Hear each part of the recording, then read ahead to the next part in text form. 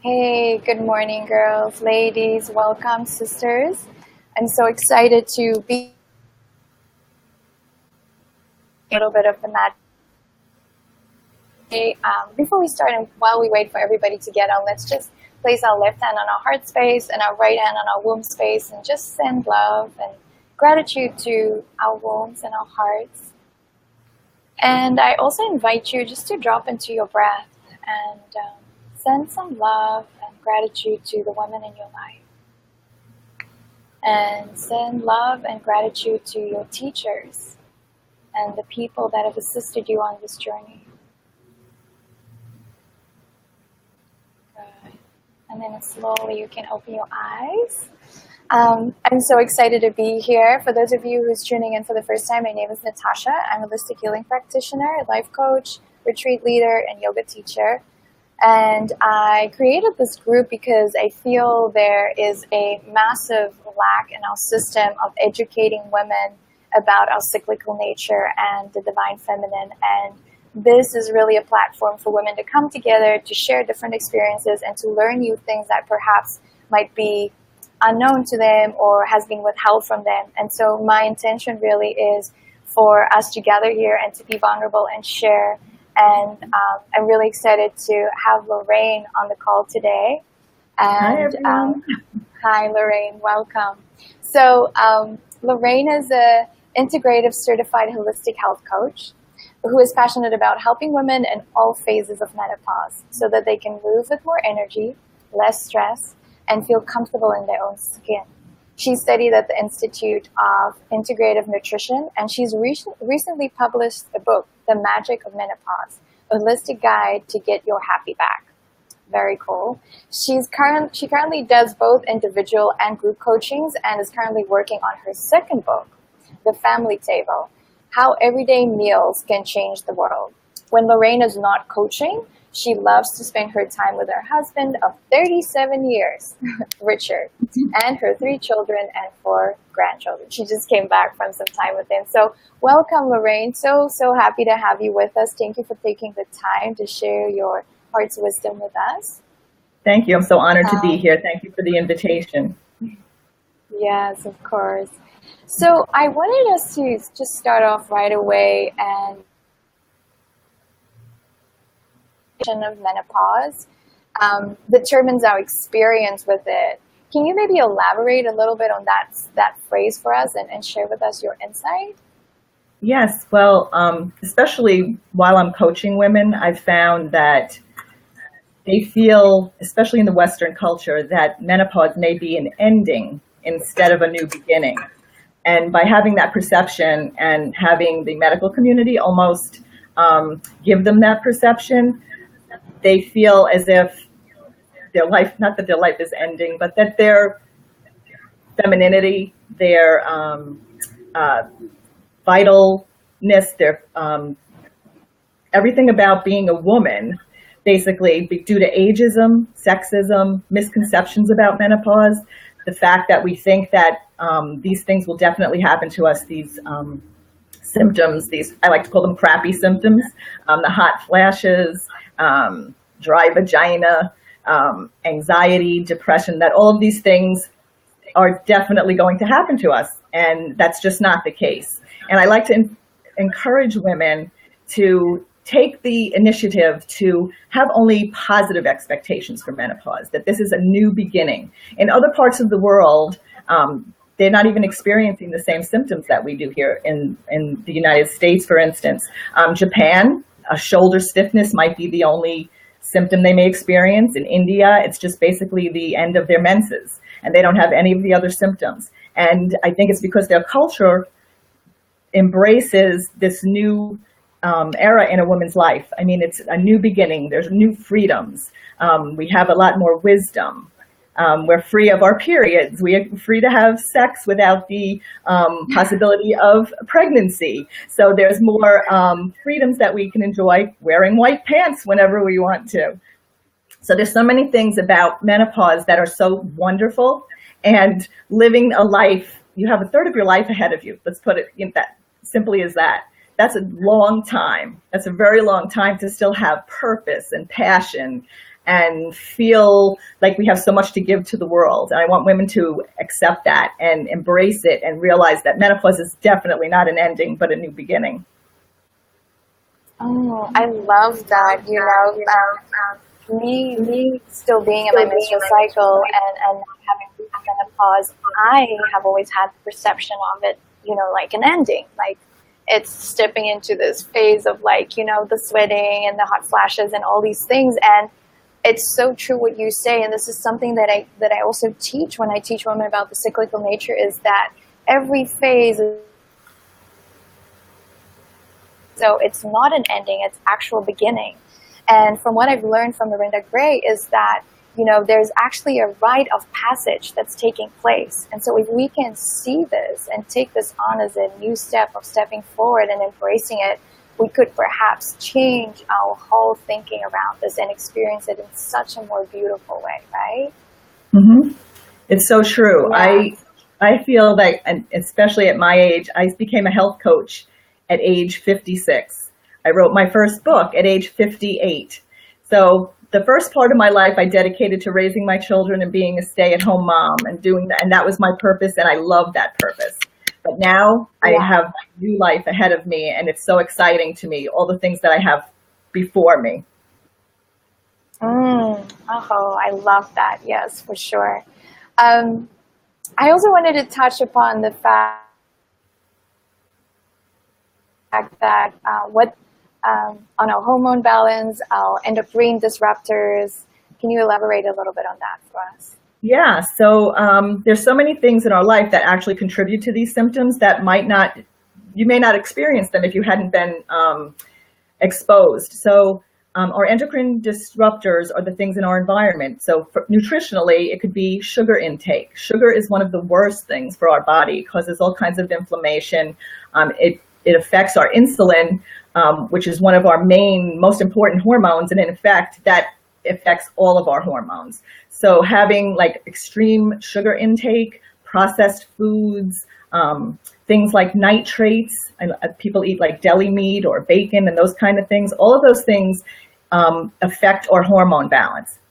Now, besides the nutrition, there's also the things in our environment. So the average woman uses probably 12 personal products a day, and many of those products contain parabens and sulfates, and these are all xenoestrogens. So they kind of attach themselves to our fat cells because they're not biodegradable. They stay in your system, and those in effect can affect all of the hormone balance in our bodies. So by eliminating all of those kind of outside toxins, you can actually keep a more balanced hormone system in your body. Other things are pesticides. So if you are eating, you should fruits and vegetables, definitely as much organic as possible, and stay away from all those pesticides. Other things are cooking utensils, for instance, Teflon pots, plastic containers with BPA, drinking bottles, all of those things have xenoestrogens that can affect your hormone balance. So eliminating as much as you can from your environment helps to keep a good balance. Yeah, I want us to talk a little bit more about the products that we're using. This is coming up very strongly for me. Since I moved to Costa Rica here in the jungle, you really just don't have the luxury, right, to go out and buy all these products that you would normally buy.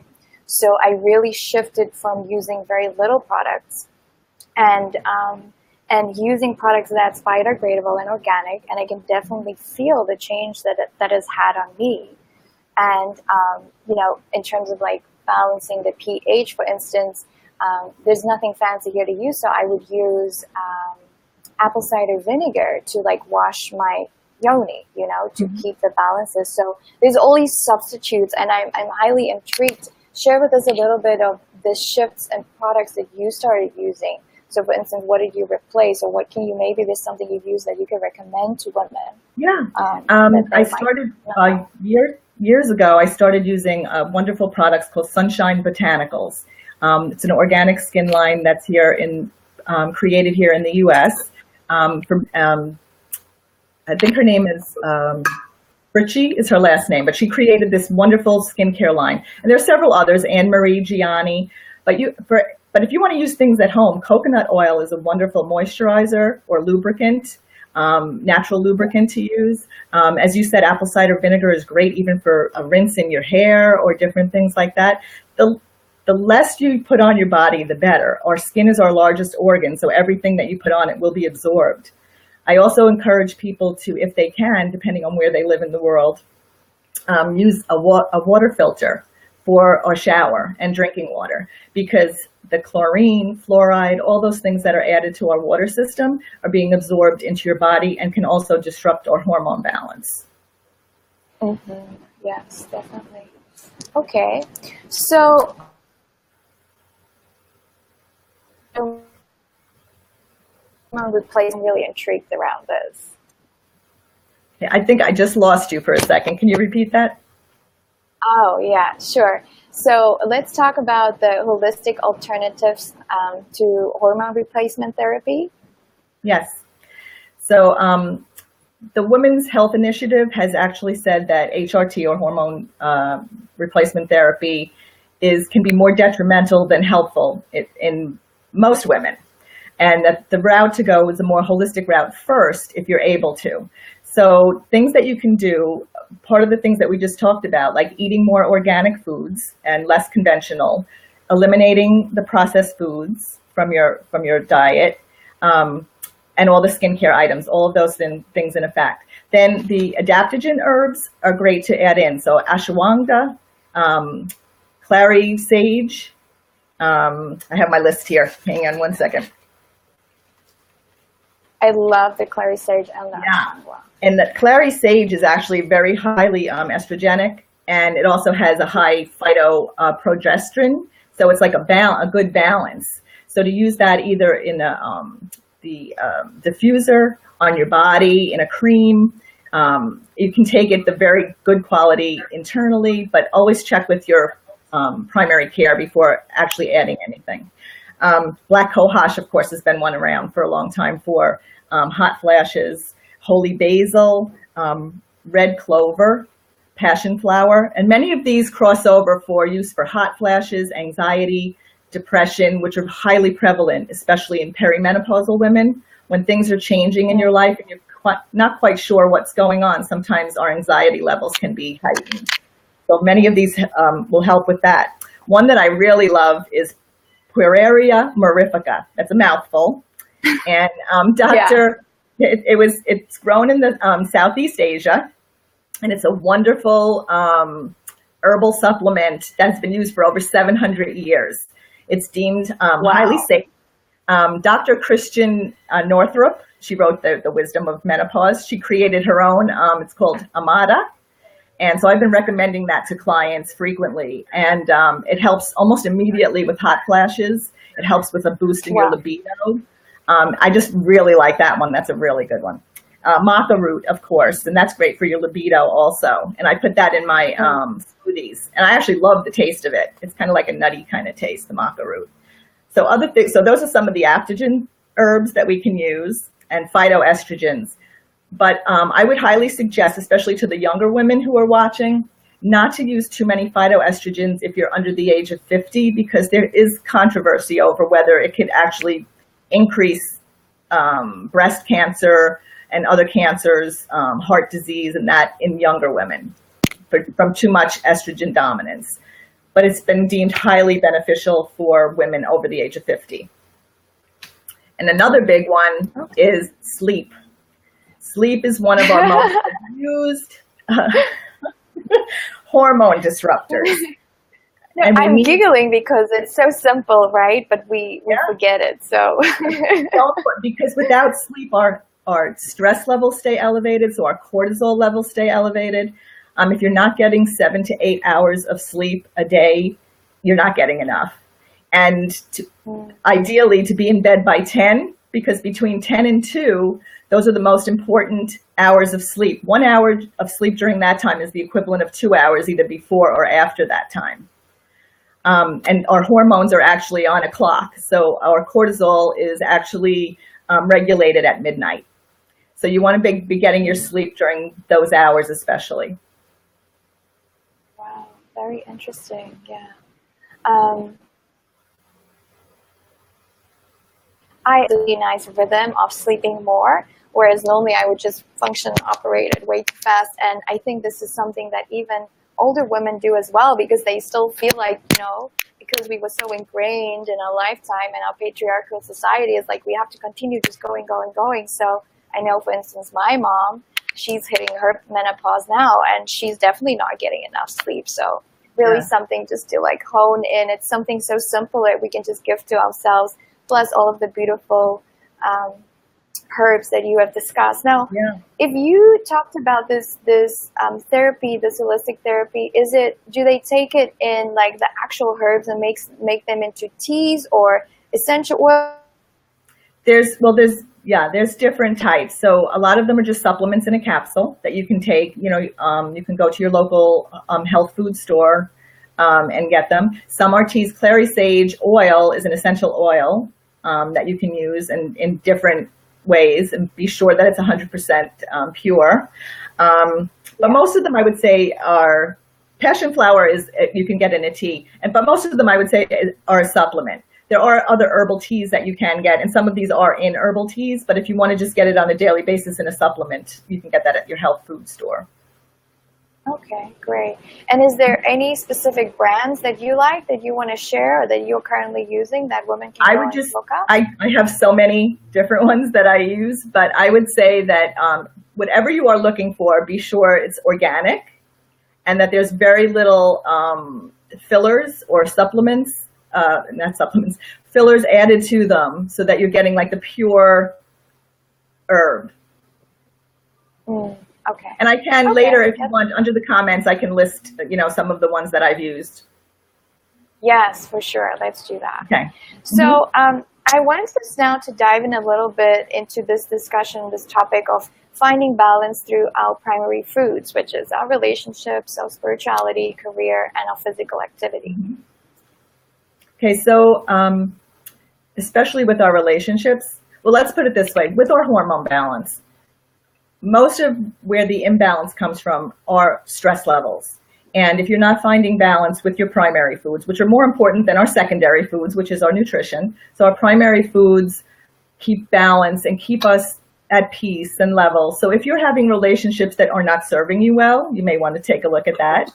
I highly recommend counseling where it's appropriate, or just maybe just breaking ties where it's appropriate, because these things can really wreak havoc on our bodies. So be working on your relationships, our career. I know a lot of us sometimes don't have a choice if we financially maybe stuck in the career that we really don't enjoy or don't like, but we really don't have a different opportunity. So in that case, maybe add a volunteer position in somewhere, or a hobby that you really enjoy to kind of counterbalance the career that might not be serving you well. Or if you are able, search for that career that really will give you that purpose and passion and drive that you really crave. As far as our physical activity, this is so important for hormone balance, for health, for our stress levels, of course, to keep a strong body, but to also be energized, to keep our endorphin levels, our serotonin levels elevated, to keep that cortisol down so that we're not struggling and having that chronic stress that stays at a high level all the time. 20 minutes of exercise does more for you reducing stress and anxiety than taking any kind of an antidepressant or anti-anxiety drug. So when you're not feeling tip-top, just get out and do a fast, brisk walk, or get on a rebounder, which is like the mini trampoline that is so great for our lymphatic system and getting all those toxins out of our body, because we need to move to get our lymphatic system moving and get moving those toxins. Things like Pilates and yoga, all of those things are wonderful. You don't have to do any kind of extreme exercising to have a healthy body, just something simple, something that'll make you happy. And then spirituality, of course, is so important. No matter whether it's an organized religion or it's nature, wherever you find grounding and balance and peace in your life, if you're not, you need to be adding that into your life, because it's so important to keep you at peace and feeling good. And some of the things I love to do are gratitude journaling and meditation, deep breathing, mindfulness, just finding time to remember to be with the people that you're with and not on a device.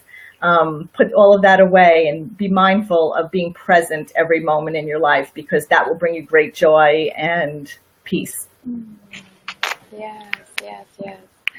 I love all of that. Yes, to all of that. I think sometimes we can get so caught up, like spirituality has to look some way, shape, or form. And I think if we could all just tap into what is our spirit yearning for, may it be nature, or may it be in communion with a friend or a lover or a family, whatever that is that brings us that joy, follow that, do that, do more of that, for sure. So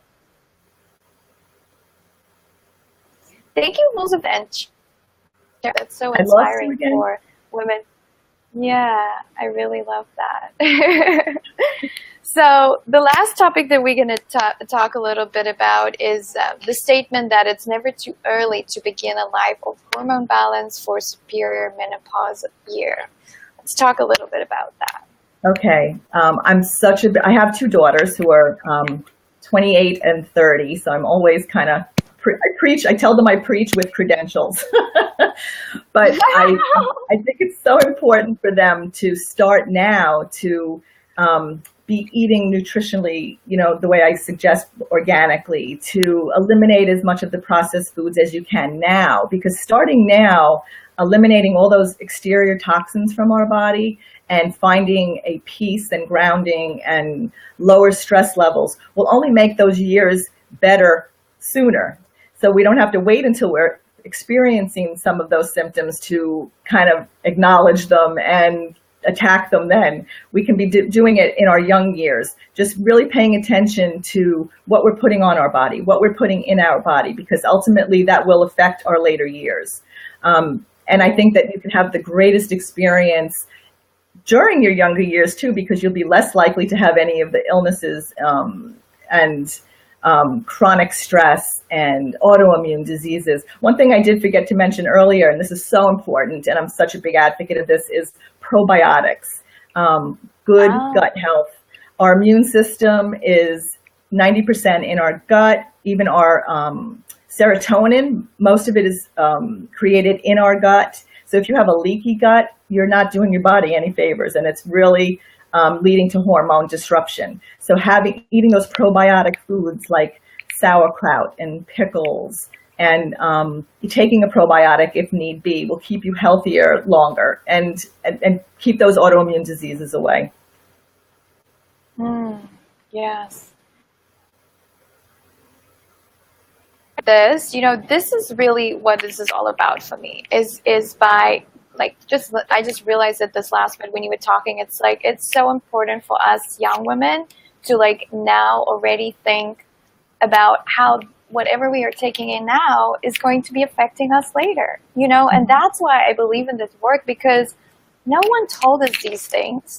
And that's not because my mother is a bad mother. It's because she didn't even know, Right. So it's really about, I really love this, and I love that you're an advocate for this and teaching your children and your daughters, which is the same age as me, so you can be my mother. So thank you for doing that. It's really necessary, and that's really my hope and my dream, is that all of us, all women, young women, and we can even teach the younger women to be super conscious and aware of what we put in, what we take out, what we put on our skin, so that when we get to this magical which I not only have the wisdom, but can live such a full life because they have so much life experience, right? And can really tap into more psychic abilities, being more grounded, just being the core, this core and this figure for us younger women to look up to. And so when you can share this with us and empower us, that really brings so much joy to my heart. So yeah, thank you for sharing that. Oh, thank you so much again for having me, because this is my passion. I know that women can have the most magical life possible well into their 80s and 90s. So. Yes. I'm all for that. I'm all for having a full life and being healthy, getting old doesn't need to be this suffering. And I think we have this misconception that it's inevitable and we're going to suffer when we get old. But when we take action now, you know, and I'm already 32, but I believe when we take action, we can definitely make a difference. Like you were saying, in your 50s, you literally had a third of your life. So, and thank you so much for being on here today. So, like we mentioned, but where else can our listeners find you and the woman who's watching today? Where is your outlets? My website is themagicofmenopause.com. And you can also find me on Facebook at Making Menopause Magical. And my book is available on Amazon. So I would love for you to check that out. Yes, you send me a copy. I'm excited to dive into that for sure. Yeah. So, and I'm tweeting here and there. I'm kind of getting into that now, but basically you can find me on Facebook mostly. Okay, great stuff. Awesome. I'm really happy. And then today I forgot to share with you ladies the card that I drew, and the card that we have for today is Release and Surrender. And it's from the deck of the Daily Guidance from our angels. And what it says, it says that the angels bring you this card because you've been trying to fix this situation single-handedly. And they'd love to help you and answer your prayers. But first you need to surrender and release the situation. And this is something that I sometimes get caught up, is like I'm holding on so much to the situation. So it's asking us to surrender. And surrender simply means that you're tired of struggling, and it means emotionally letting go. And so just having faith that the divine wisdom of spirit can take care of this for you. So this is what I'm going to leave it at. I feel that should help you. And if you wanted to take that inspiration with you this week, then I hope that it helps you. Again, Lorraine, thank you so much for being on this call today. I'm so honored to have. Thank you so much. Can take something back or share it with a mother or a sister or a friend, and may we just spread out all of this love and empower women so that they can take action to have a life that's full and happy and juicy and full of joy. Thank you so much again, Tish, for having me, and I wish nothing but a magical life to all of you ladies out there. Awesome. Thank you so much. So for those of you who are interested, there is a Womb Awakening retreat that's happening here in Costa Rica. And we're only going to be having 13 girls or 13 women on this retreat. If you just really want to drop into the sacred energy of the Shakti, if you want to really activate your womb power and heal the traumas that was perhaps before you were born or very in your younger years, this retreat is really for ceremonial events that we're going to be doing. All the information is on my website, and it's followyourblisscr.com if you want to check that out. So thank you again, Lorraine, and thank you to all of the women who's watching this and who are going to be watching. We love you, we honor you, and thank you for your time. Thank you again, Tish. Okay. So I'm just putting this off on Facebook.